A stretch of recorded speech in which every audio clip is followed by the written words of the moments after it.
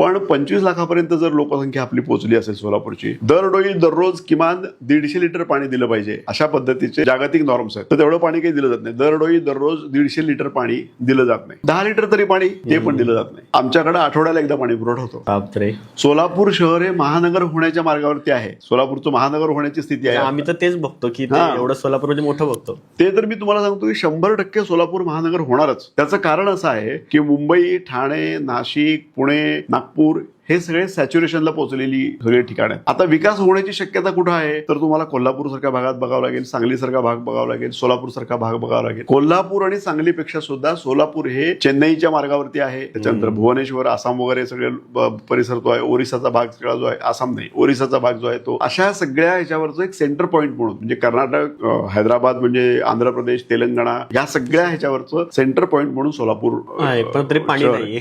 तर पाण्याची व्यवस्था जी आहे ती पाणी उपलब्ध आहे, पण पाण्याचं नियोजन नाहीये. म्हणजे पाणी अवेलेबल आहे. आता उजनी धरण गच्च भरलेलं आहे आमच्याकडचं, परंतु प्यायला पाण्याचं नियोजन व्यवस्थितपणे केलं गेलेलं नाही. आठवड्यातून एकदा पाणी सोडलं जातं.